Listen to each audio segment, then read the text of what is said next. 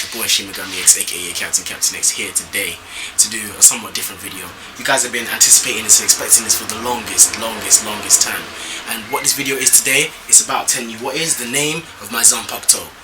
Alright, as you guys probably, some of you don't know, recently, well, in the past few weeks, I had basically a competition saying that I'm going to do a sword unboxing. I'm going to give something back to the subs. I'm going to make the subs name the Zanpakuto. And today is that day. I have chosen a winner. And the winner is none other than Skonan Jacob. Well, it's not Skonan, it's I need to find your name again. I think yeah, I don't know how to pronounce it. Sorry if I butchered your name, but it's Skonan Jacob. That's his YouTube name. I'm not going to give his like personal name because he messaged me on Facebook. And you know what? The reason why this guy won is because he went the whole 9 miles. I had about maybe somewhere, I think it's about like too short of 100 different names that people have given me through Facebook, through Twitter, through YouTube. So you guys really went in. You guys really like. You know, I'm kind of happy that you guys gave me such good names. Some of them had some really deep meanings. Some of them like obviously just sounded good, and some of them tied in with the theme of my Zanpakuto, and some of them obviously didn't. And obviously I'm going to go with the ones that have a meaning behind the name, and obviously the ones that tie in with the theme of my Zanpakuto. So before we actually begin to even say like what the name of the Zanpakuto was, let me describe to you about the Zanpakuto. The Zanpakuto that I'm holding in my hand is known as it's called the Feng Wan Katana. That's what it is when you actually go to buy it officially.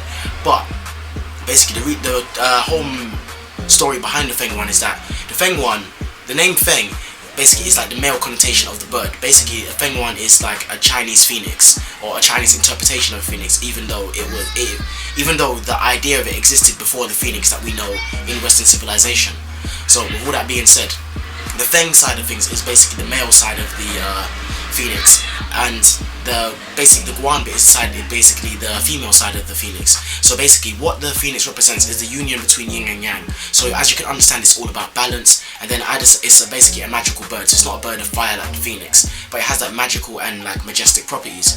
It was used in like ancient Japan and ancient China way even before the Ming dynasty, where it'd be seen like it was a very noble symbol. It was seen in like the palace. It's in like palaces. Like basically royalty would wear it. Royalty would have it embroidered all over their palaces and whatnot. And if you don't believe me, feel free to like do the search and do the research yourself, because that's what I do. If I'm gonna do something, I'm gonna go the whole 9 miles and do it properly. And that's exactly why the winner was Jacob, because he went the entire 9 miles. And now, let me tell you the name of the Zanpakuto. I had to write it down because obviously it's not an easy name to pronounce, but eventually I got the hang of it.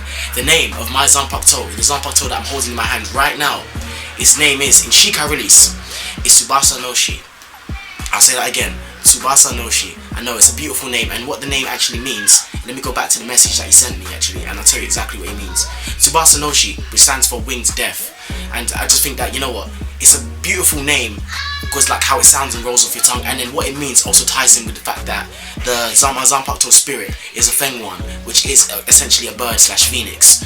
So I believe he put a lot of work and effort into thinking up that name, so that's just the side of the name. Now as for the Bankai name, this one was like, the Bankai name, it rings together like a Bankai. I'm going to tell you what the name is now. As for the name of the Bankai, the name of the Bankai is called Saishu Tekaina Shunkan Tsubasa no Shi. So I know it sounds like it's a beautiful name and it rolls well with the Zanpakuto. It ties in with the connotation perfectly. And you know what? When I'm saying he went the whole 9 miles, not only did he decide to come up with the name, he came up with a release command. I decided not to use the release command because another one of my subscribers came up with a brilliant release command where it said like, all time become my blade. That is a beautiful release command, especially for the powers of my Zanpakuto. And that's what this video is also about. I'm actually going to reveal to you what the Shikai ability is of my Zanpakuto, as well as the Bankai ability. And this was something that I didn't plan to do for a long time, but my subscribers have literally been crying for this, and so I'm going to tell you what they are. So, but first up, let me tell you what my subscribers, basically proposition for what the powers could be were. And the reads is this. So, Shikai, Tsubasa no Shi, basically stands for wings death. Release command, flap your wings and stop all things. Which kind of rhymes, but I decided not to go with that. I may change my mind and go with that, but actually no. I'm going to go with like, all time become my blade, because it rings better. But nonetheless, here's it goes. Ability. By blocking / touching something with the sheath / scabbard, you can slow down, speed up, reverse, or even stop its motion. So basically, if an opponent attacks me, or I attack them, whether that be I'm either blocking or attacking, basically whatever I've come in contact with, I have the ability to either slow it down, stop it, reverse it, or speed it up its motion. So obviously, as you can imagine, that gives like a lot of tactical advantages in, like, you know, that art of hand-to-hand combat, like close range quarters. So that's the Shikai ability. He said appearance. No visual changes for Shikai aside from the hilt guard gaining feathers like feather-like blades, which possess the same ability as your sheath.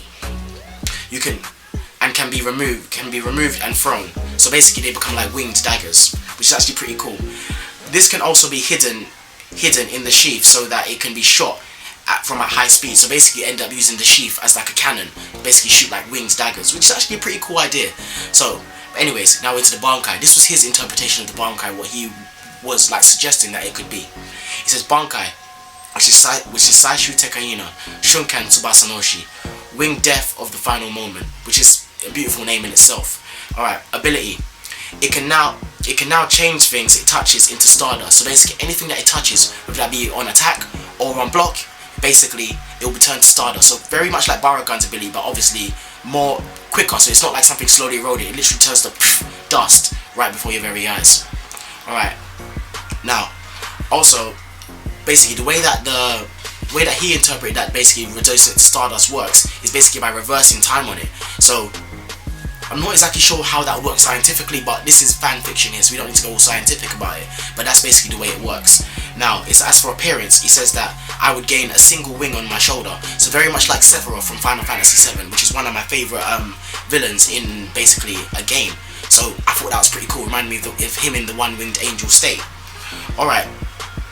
Also, with the wing, I also gained the ability to shoot daggers from it, which is very much like before. And also same kind of thing where basically if it touches something, it would kind of like just turn it into stardust. Okay. So he also continues to say like which I can speed up via the blade, and you know, using the blade's ability, I can speed up the daggers, all sorts. And also by having the one wing, it increases my speed and agility dramatically. Alright. Now, so basically, the wing is something that replaces my sheath. That's what his interpretation was.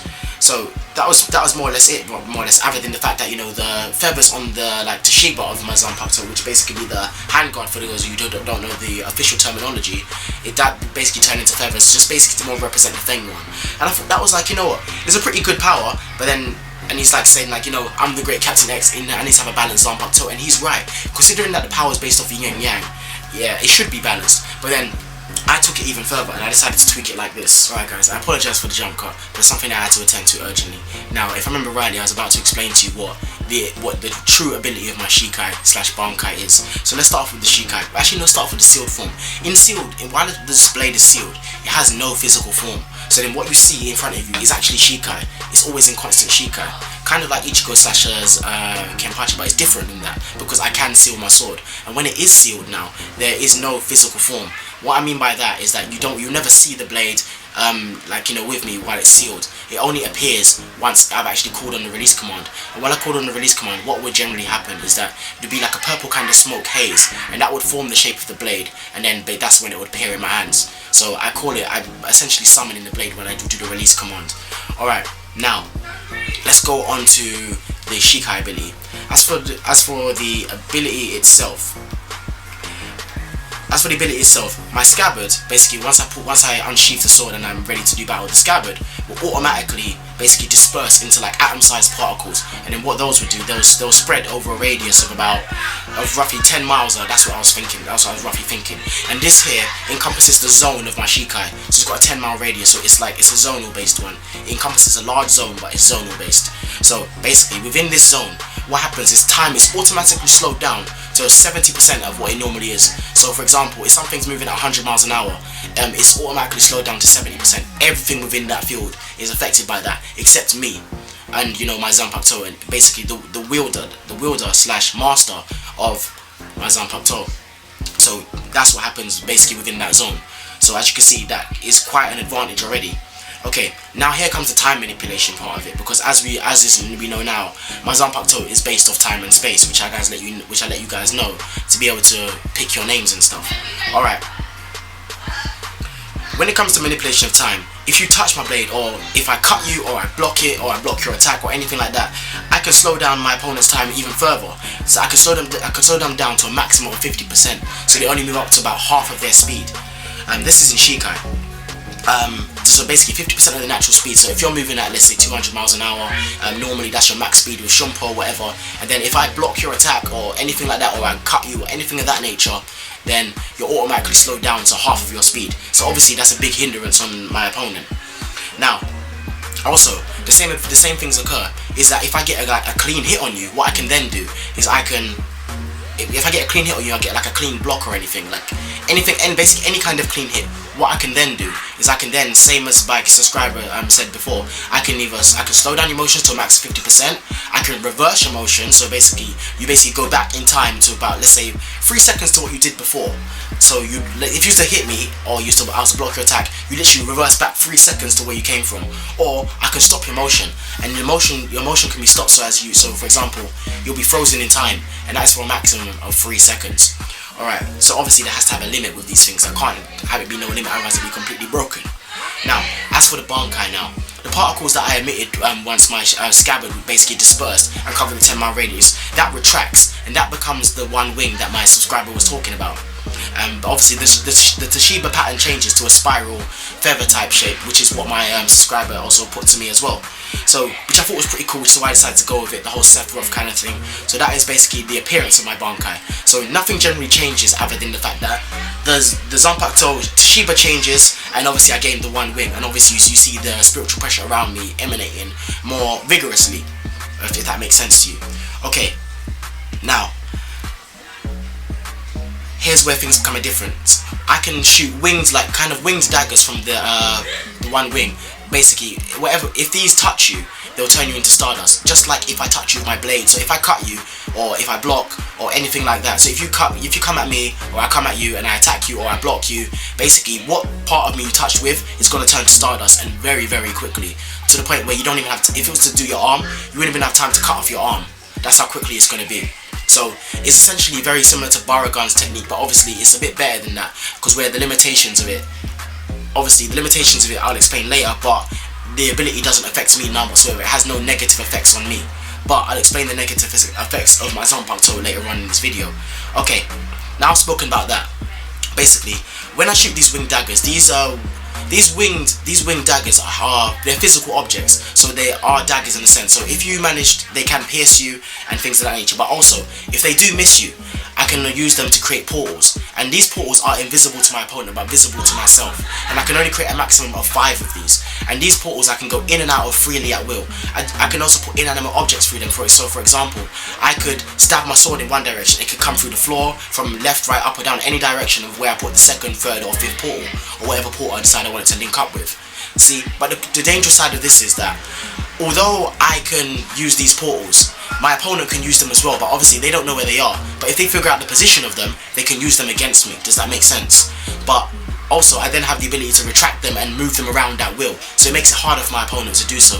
So, nonetheless, now I've explained how these portals work, and that only happens, obviously, if the daggers actually miss. But when I say that, I have to decide what I'm going to do with the daggers before I fire them, because the daggers technically have 3 states. The first state is the turn to stardust, like I told you, on impact. The second state is just a physical dagger, which is just a melee attack, which will stab you. The third form is the one that will create the portals, which I was talking about. But I have to decide which of the 3 variations I'm going to use. But the way it works is like this. The way to defend against that would be like kilo barriers, because obviously it affects physical objects, and only if it misses, and I had to decide that beforehand or ahead of time, that I would have to use the portal. So if you used to put up a kilo barrier or something, you'd be able to block the winged dagger.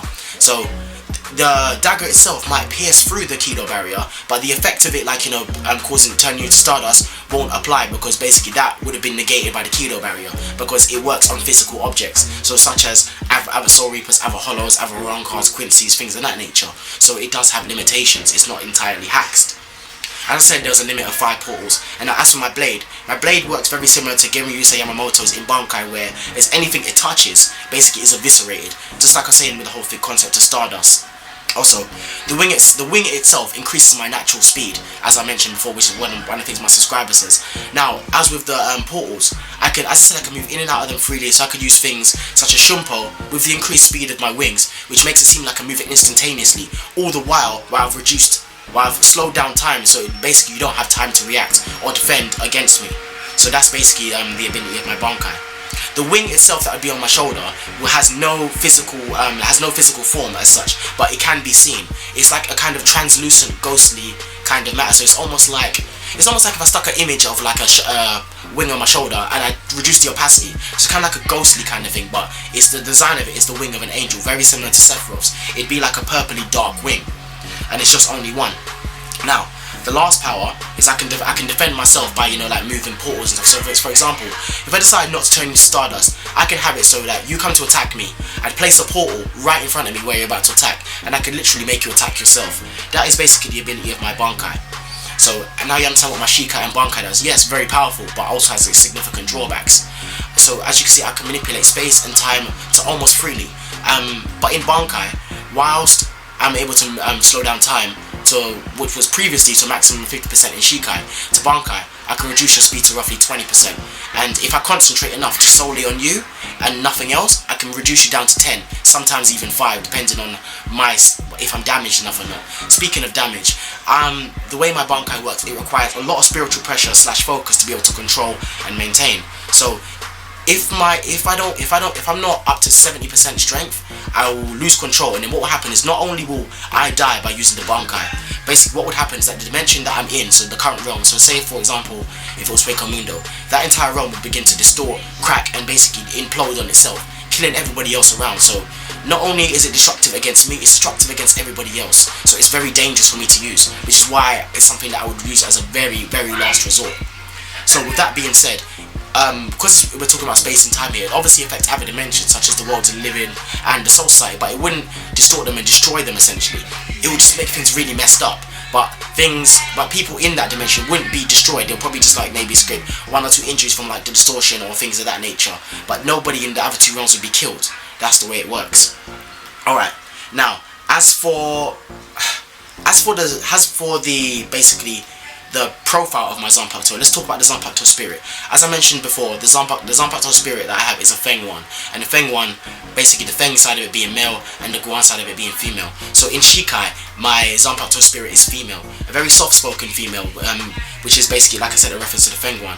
It's a stubborn female, so no surprise there, and basically stubborn in the sense that if she doesn't deem that my opponent that I'm facing is worthy enough or has the power to be able to defeat me, or it's just not a worthy opponent, she will not let me use my Shikai ability, and that's basically one of the drawbacks of that. In Bankai, the Bankai is a male, and the Bankai is like basically a very deep spoken male, but that has like a kind of soft fatherly figure kind of voice, who would kind of guide me and basically give me hints on what battle strategies that he thinks I should use, as naturally he has more experience than I do. Whereas the female one would more criticize what battle strategies are you, saying that you shouldn't do it this way, you should do it that way, like, in a more condescending tone. But the bottom line is, I'm not in disharmony with both of my Zanpakuto, because the whole idea of it is yin and yang. You have good and bad, positive and negative. I'm not saying that the female side of my Zanpakuto is like negative. They're both positive because the Feng one is a positive connotation. But obviously I have like a closer relationship with one than the other. But they will still protect me by all means. Like the overall message is that if I decide that, you know what, I need to use my ability to get out of the situation, I can override it and I will use it. But generally, it's kind of like Shunsui Kyoraku, where the Zanpakuto kind of dictates, the abilities that I'm allowed to use. But generally speaking, if things get too serious, I'm in complete control. With all things being said, I hope you guys have enjoyed understanding and learning what the name of my Shikai and Bankai is. I hope you guys don't think it's too hacked, because I tried my best to try and make it somewhat balanced, give it some kind of drawbacks. Because when you have power such as space and time, it's hard to do that, because space and time is quite bluntly a hacked ability to be able to control. But so lastly, again, I'd like to thank the winner, Sho and Jacob, for choosing the name, and also coming up with going the whole 9 miles of coming up with more than just a name, and basically choosing the abilities, helping me basically reaffirm and re-establish the abilities of my Zanpakuto, because I feel like the abilities he chose were better than the ones I had originally. But with all that being said, there were so many great names that people came up with and stuff, but in the end he was the winner for the exact reasons I explained earlier in this video.